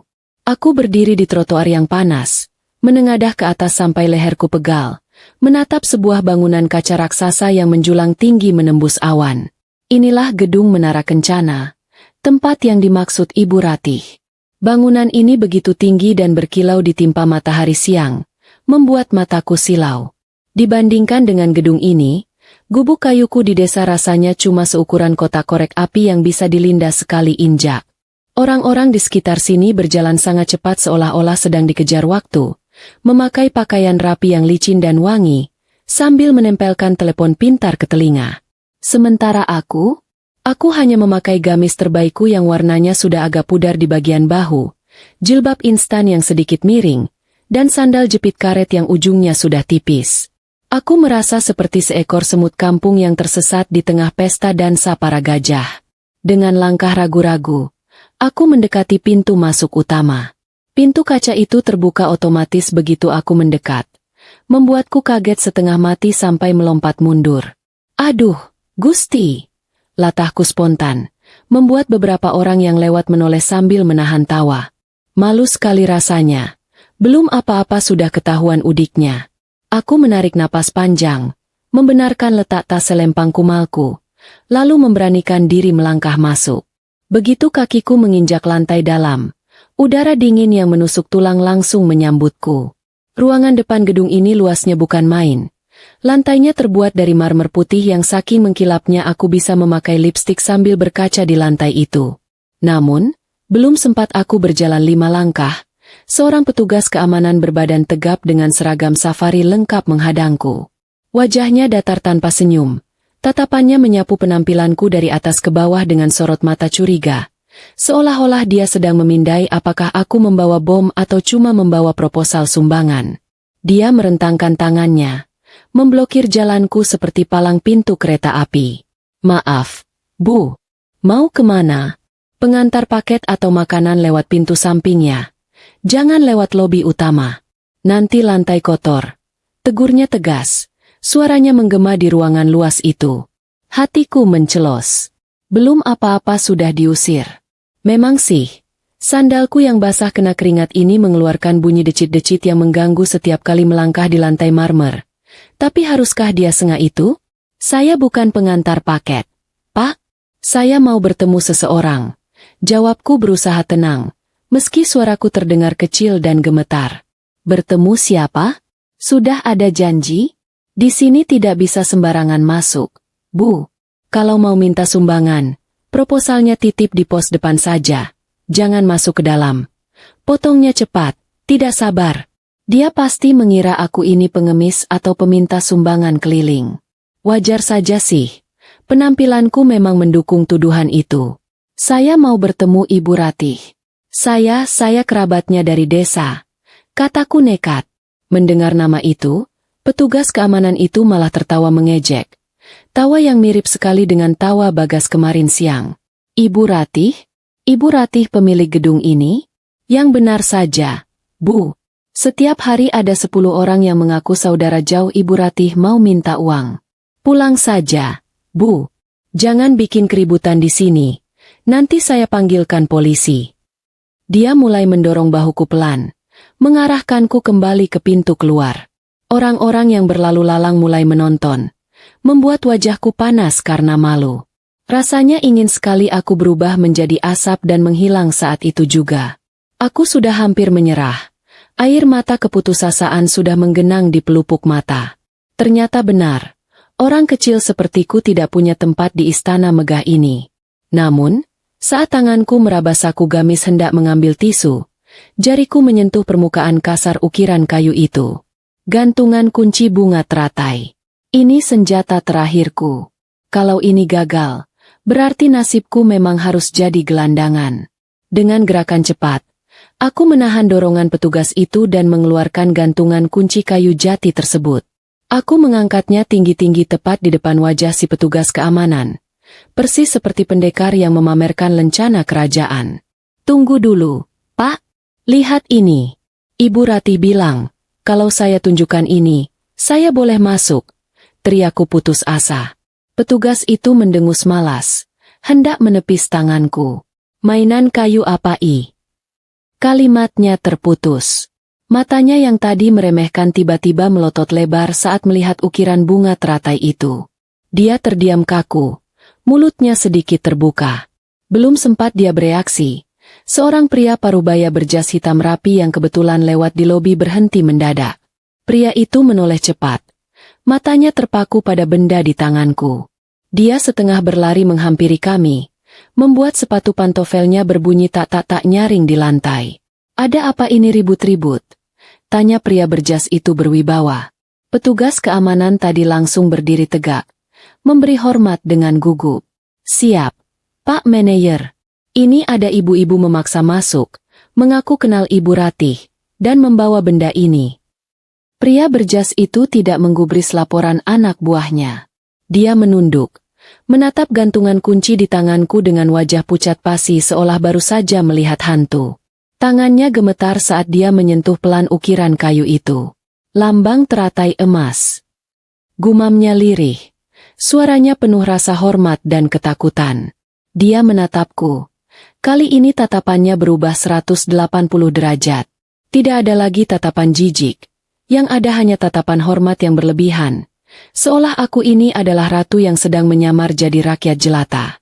"Maafkan ketidaksopanan kami, Ibu," seru pria berjas itu sambil membungkukkan badan dalam-dalam, hampir 90 derajat.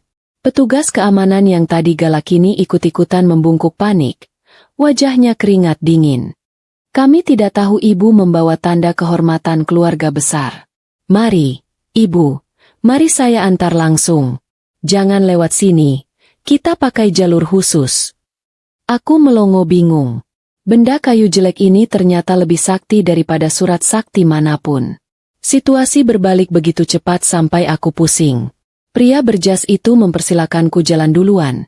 Bahkan dia membentak petugas kebersihan yang sedang mengepel agar minggir memberi jalan untukku. Aku berjalan melewati lobi dengan perasaan campur aduk, antara bangga, bingung, dan geli. Tadi diusir seperti kucing kurap, sekarang diperlakukan seperti putri raja. Kami tidak menuju lift umum yang antreannya panjang, melainkan menuju sebuah lift khusus di pojok ruangan yang pintunya berwarna emas. Pria itu menempelkan kartu aksesnya, dan pintu lift terbuka tanpa suara. Bagian dalamnya sangat mewah. Dindingnya cermin semua dan lantainya dilapisi karpet merah empuk. Ibu Ratih ada di lantai paling atas, di Gria Tawang. "Beliau pasti senang sekali menerima kedatangan Ibu," ucap pria itu ramah. Senyumnya manis sekali, beda jauh dengan tampang petugas keamanan tadi. Lift bergerak naik dengan kecepatan tinggi, membuat telingaku berdengung-nging. Aku melihat angka di layar penunjuk lantai berganti dengan cepat.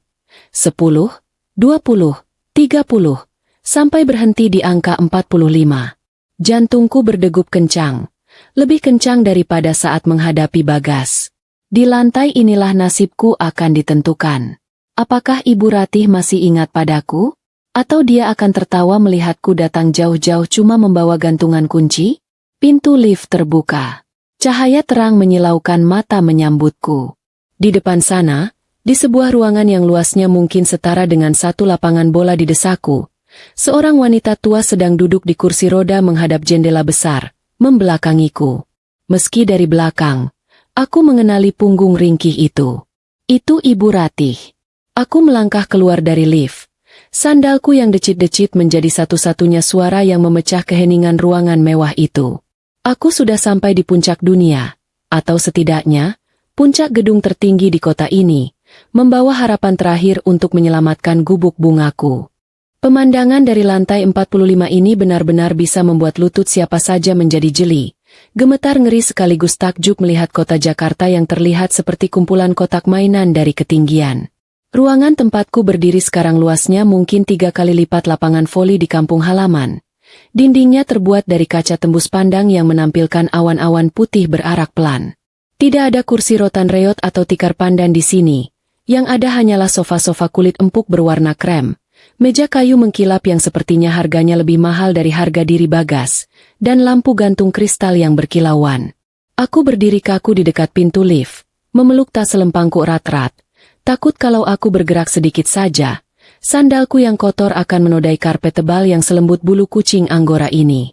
Wanita tua di kursi roda itu perlahan memutar badannya menghadap ke arahku, dan seketika senyum hangat yang aku kenal 3 bulan lalu merekah di wajahnya. Itu benar-benar Ibu Ratih, tapi penampilannya jauh berbeda dari nenek-nenek kedinginan yang aku tolong dulu. Beliau kini mengenakan kebaya sutra halus berwarna ungu muda, Rambut putihnya disanggul rapi dengan tusuk konde emas, dan wajahnya terlihat segar bugar meski guratan tua tetap ada. Melihatku berdiri mematung seperti orang bingung, beliau langsung merentangkan kedua tangannya lebar-lebar. "Laras! Astaga! Nak Laras! Sini, nak! Jangan berdiri di situ saja seperti patung selamat datang!" Serunya riang, suaranya menggema di ruangan besar itu. Rasa canggungku sedikit luntur mendengar sapaan akrab itu. Aku melangkah mendekat dan langsung berlutut di depan kursi rodanya, menyalami tangannya dengan takzim. Tanpa peduli bau ape keringat dan debu jalanan yang menempel di bajuku, Ibu Ratih menarik tubuhku ke dalam pelukannya yang hangat. Wangi melati segar menguar dari bajunya, membuatku merasa tenang seketika. "Ibu pikir kamu tidak akan pernah datang. Ibu sudah menunggu-nunggu kabar darimu setiap hari," ucapnya sambil menepuk-nepuk punggungku. Aku hanya bisa tersenyum haru, tenggorokanku tercekat menahan tangis.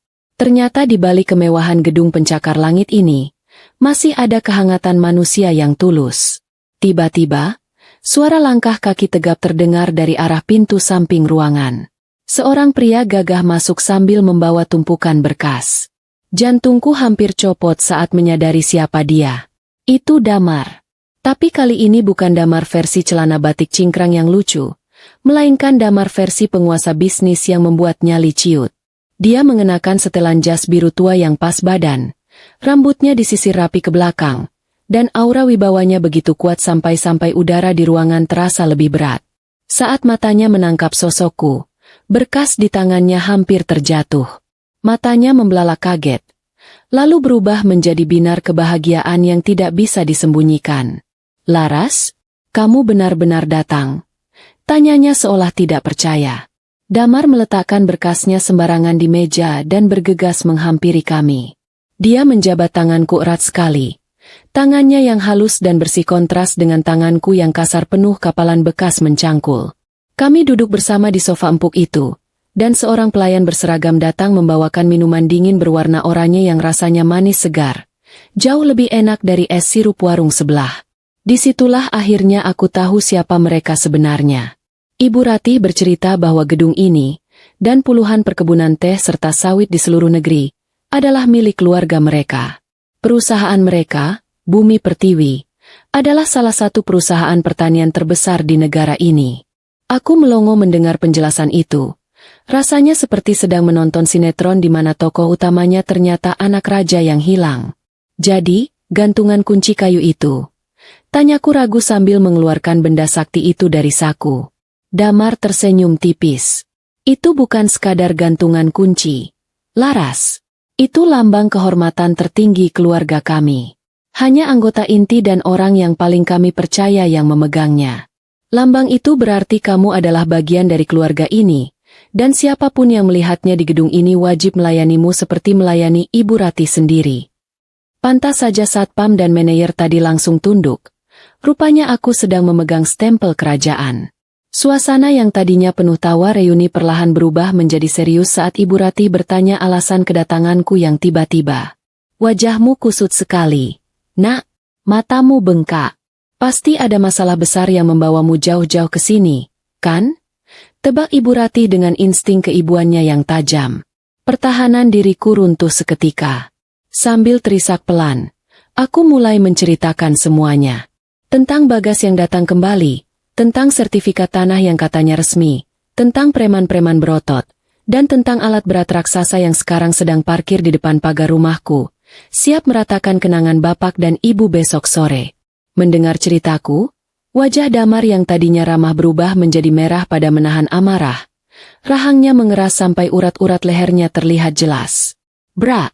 Dia menggebrak meja kaca di depannya dengan kepalan tangan, membuat gelas minumanku bergetar dan hampir tumpah. "Kurang ajar. Manusia macam apa yang berani menindas perempuan sendirian dengan cara sekotor itu?" geramnya dengan suara rendah yang menakutkan. Ini pertama kalinya aku melihat Damar marah, dan jujur saja, dia terlihat 1000 kali lebih menakutkan daripada preman-preman Bagas. Ibu Ratih mengusap lengan anaknya, mencoba menenangkan, tapi sorot mata beliau juga menyiratkan kemarahan yang sama. Damar kemudian berdiri, berjalan cepat menuju sebuah lemari besar di sudut ruangan.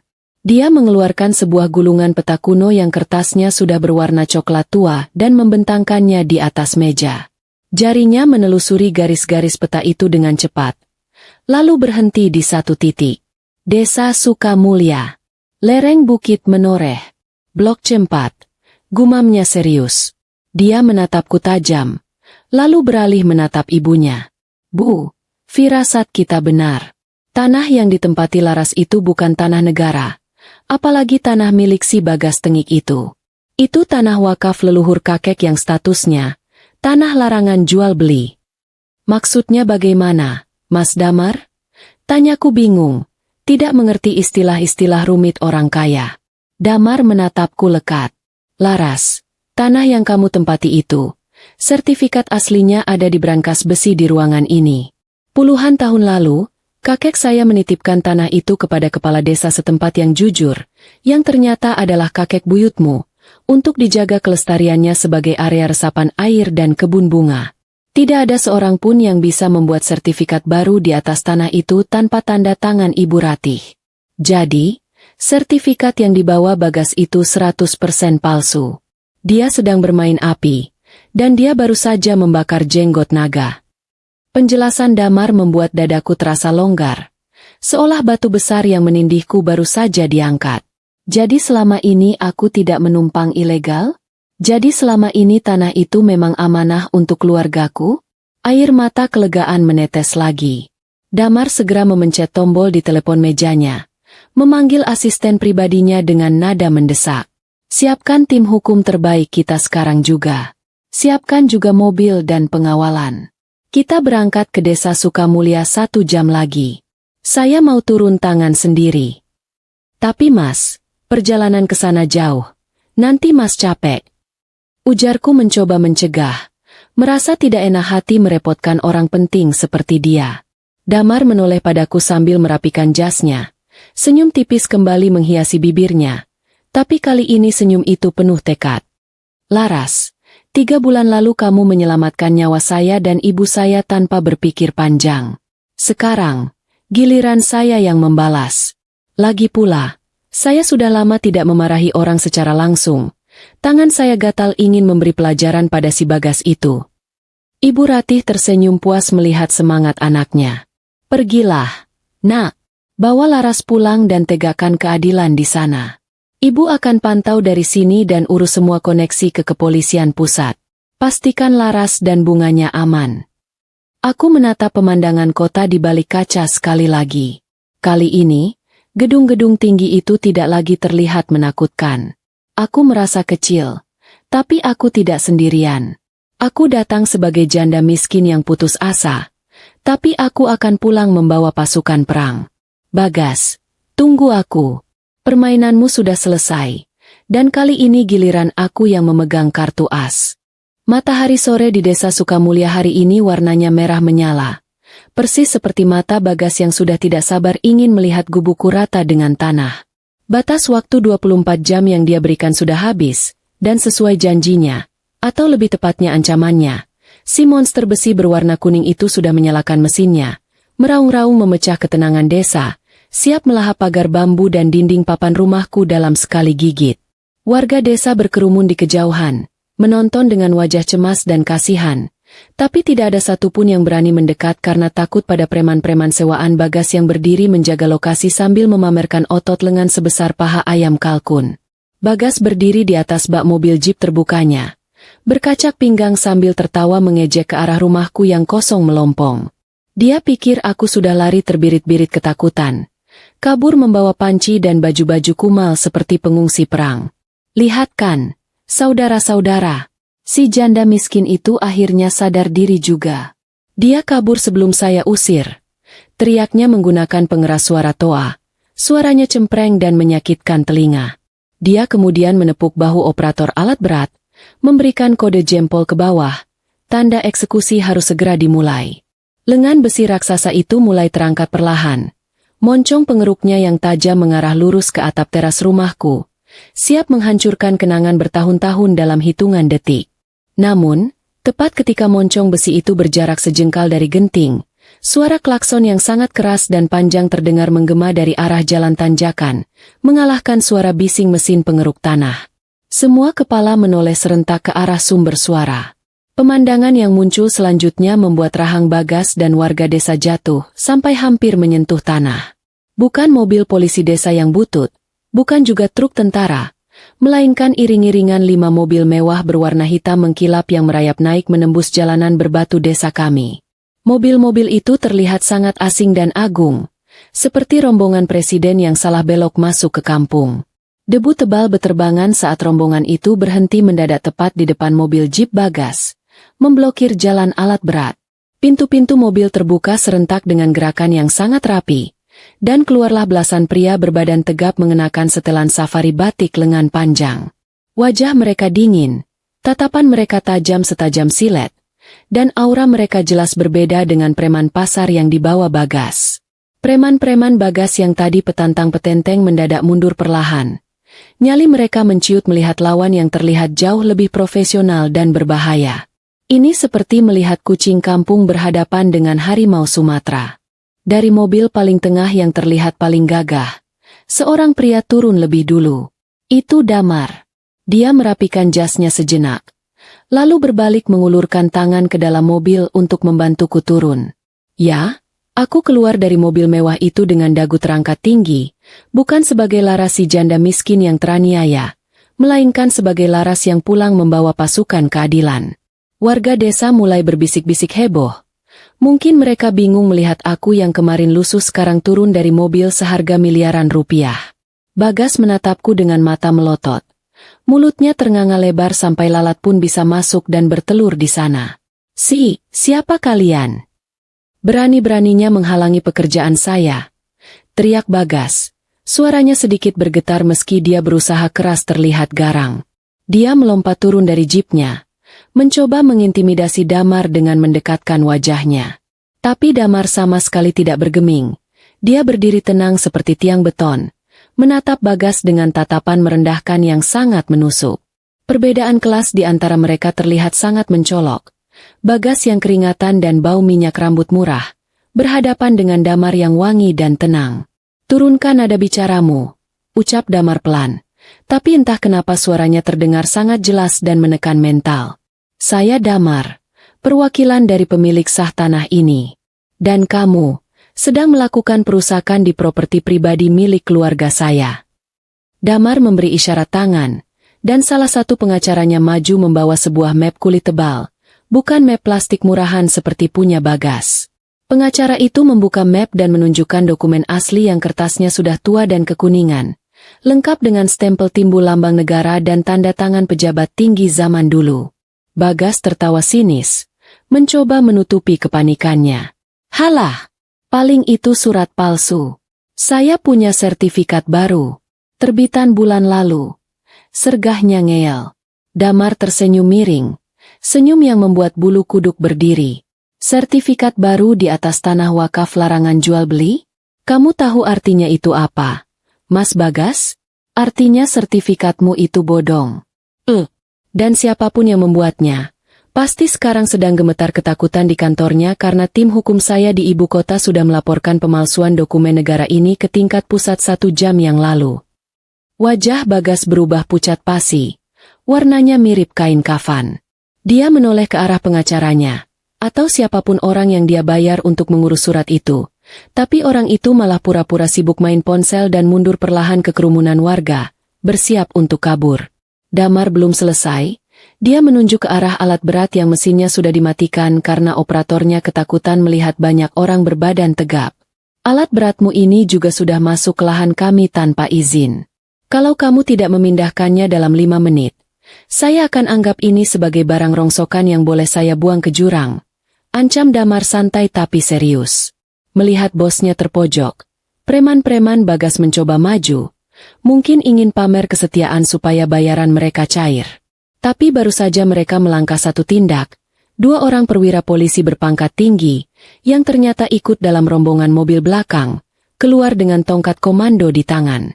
Melihat seragam polisi dengan bintang di pundak itu, lutut preman-preman itu langsung lemas seketika.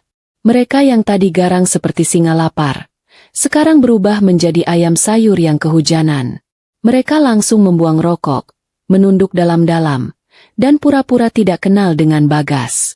Aku melangkah maju mendekati Bagas yang kini berdiri sendirian, terisolasi dan gemetaran. Jarak kami hanya 1 meter. Aku menatap matanya dalam-dalam, mencari sisa-sisa kesombongan yang kemarin dia pamerkan, tapi yang kutemukan hanya ketakutan murni. Gas, panggilku pelan. Dia menoleh kaku. Ingat kata-katamu kemarin? Kamu bilang aku akan merangkak minta belas kasihan padamu? Ternyata roda hidup itu bulat ya. Gas. Kadang di atas, kadang menggelinding melindas orang yang sombong. Bagas tidak bisa menjawab apa-apa. Keringat dingin sebesar biji jagung bercucuran di pelipisnya. Dia sadar dia sudah salah memilih lawan. Dia pikir dia sedang menindas semut. Ternyata dia sedang menginjak ekor naga yang sedang tidur.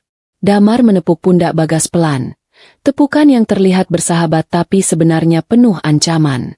Urusan kita belum selesai di sini. Polisi akan mengantar Mas Bagas ke kantor untuk ngopi.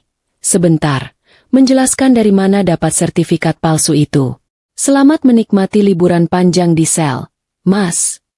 Dua polisi itu langsung menggelandang Bagas masuk ke mobil patroli yang baru saja menyusul naik. Tidak ada perlawanan. Tidak ada teriakan garang. Bagas pasrah diseret seperti karung beras basah. Sementara warga desa mulai bersorak-sorai dan bertepuk tangan melihat sang lintah darat akhirnya kena batunya. Aku berdiri di samping Damar, menatap kebun bungaku yang selamat dari bencana. Angin sore berhembus pelan, menerbangkan ujung jilbabku. Rasanya lega sekali, seolah paru-paruku baru saja diisi ulang dengan udara kebebasan. Sore itu, di kaki gunung yang menjadi saksi bisu, keadilan akhirnya tegak berdiri, dibawa oleh tamu misterius yang dulu pernah aku tolong dengan semangkuk bubur jagung. Berita penangkapan Bagas menyebar lebih cepat daripada wabah flu burung di kampung kami, menjadi bahan gosip paling hangat di warung kopi hingga pos ronda. Orang-orang yang dulu sinis atau takut menyapaku, kini mendadak berubah menjadi ramah tamah, rajin mampir membawakan pisang goreng atau sekadar basa-basi menanyakan kabar ayamku. Lucu memang melihat tingkah manusia. Mereka seperti bunga matahari yang selalu memutar wajah mengikuti kemana arah cahaya kekuasaan bersinar. Tapi aku tidak ambil pusing. Bagiku yang terpenting adalah monster besi berwarna kuning itu sudah diangkut pergi dari halaman rumahku. Dan pagar bambu yang rusak sudah mulai diperbaiki gotong royong oleh warga yang tiba-tiba merasa bersalah karena dulu diam saja saat aku ditindas. Seminggu setelah kejadian drama penggerbekan itu, sebuah mobil sedan hitam kembali merayap naik ke pekarangan rumahku. Kali ini bukan untuk pamer kekuatan, melainkan untuk menepati janji. Ibu Ratih turun dari mobil dibantu oleh Damar. Wajahnya berseri-seri seperti nenek yang mau menengok cucu kesayangan. Beliau tidak membawa map merah menakutkan seperti Bagas, melainkan sebuah map batik yang terlihat anggun. Kami duduk di teras, yang sekarang sudah bersih dari debu sisa alat berat, ditemani teh hangat dan pisang rebus yang masih mengepul. Suasana yang jauh lebih tenang dibandingkan pertemuan-pertemuan sebelumnya yang selalu diwarnai badai atau ancaman. Laras, nak, ucap Ibu Ratih membuka percakapan sambil menyodorkan map batik itu. Ibu sudah tua. Mengurus perusahaan sebesar itu rasanya punggung ibu mau copot. Tanah di bukit ini adalah tanah kesayangan almarhum suami ibu. Tapi selama ini terbengkalai karena kami sibuk di kota. Ibu rasa, tanah ini sudah memilih pemiliknya sendiri. Beliau menatapku lekat, lalu melanjutkan. Di dalam map ini ada sertifikat hak milik atas nama Larasati. Ini hadiah dari ibu, bukan sebagai bayaran bubur jagung, tapi sebagai amanah. Tolong jaga tanah ini, jangan sampai jatuh ke tangan orang-orang serakah lagi. Tanganku gemetar hebat saat menerima map itu. Rasanya jauh lebih berat daripada cangkul yang biasa aku ayunkan. Aku menangis, bukan tangisan sedih, tapi tangisan lega yang membuncah. Aku ingin bersujud berterima kasih, tapi Ibu Ratih menahan bahuku dan memelukku erat layaknya anak kandung. Jangan menangis. Nanti jeleknya kelihatan. Canda beliau sambil mengusap air mataku dengan sapu tangan sutra yang wangi. Damar di sebelahnya hanya tersenyum lebar. Terlihat sangat puas melihat rencana kejutannya berhasil mulus tanpa hambatan. Tidak berhenti di situ, Damar kemudian mengeluarkan sebuah dokumen kerjasama yang tebalnya minta ampun. Kalau yang ini urusan bisnis, Mbak Laras, profesional, katanya dengan nada sok serius yang dibuat-buat. Perusahaan hotel dan resor milik keluarga kami membutuhkan pasokan bunga segar setiap hari.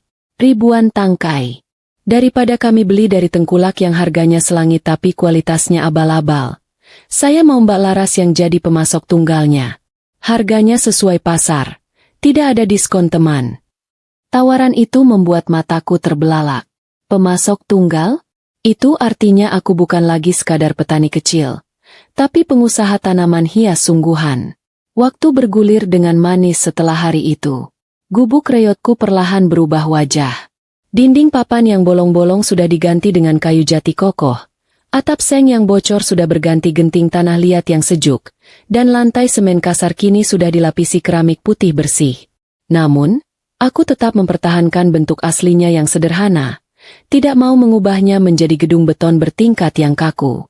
Kebun bungaku kini meluas sampai ke lembah. Mempekerjakan ibu-ibu tetangga yang dulu menganggur. Setiap pagi, truk-truk box berlogo Bumi Pertiwi, datang mengangkut ribuan krisan, mawar, dan sedap malam hasil keringat kami untuk menghiasi lobi-lobi hotel mewah di kota.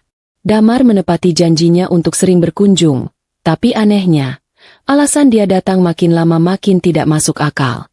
Awalnya dia bilang mau inspeksi kualitas bunga, minggu depannya dia bilang mau cek kondisi jalan desa, minggu depannya lagi dia datang cuma karena alasan, kangen bubur jagung.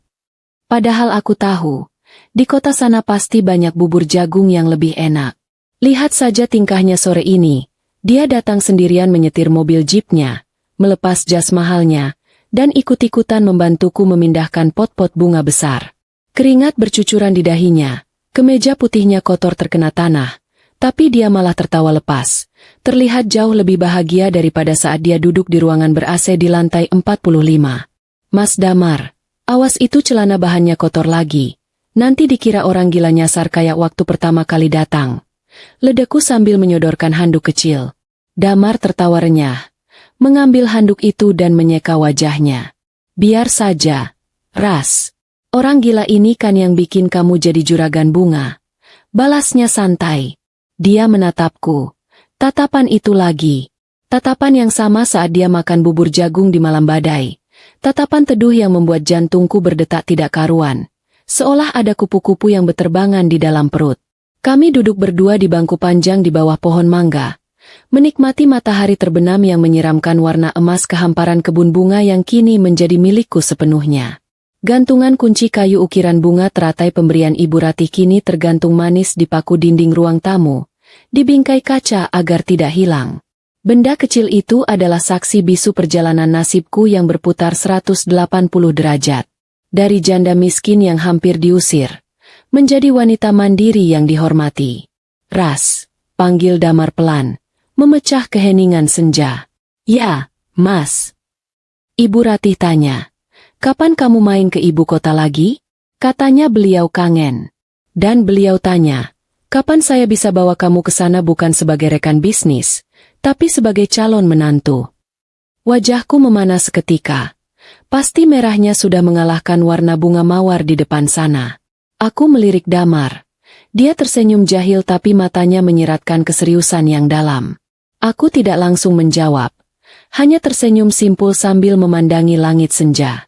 Hidup memang penuh kejutan. Dulu aku mengutuk hujan badai yang datang malam itu. Tapi ternyata hujan itulah yang mengantarkan pelangi ke depan pintu rumahku. Pelangi itu bernama ketulusan. Dan kini, mungkin pelangi itu juga membawa cinta. Aku Laras, si penjual bunga dari kaki gunung, dan sepertinya kisahku baru saja dimulai dengan babak yang jauh lebih indah.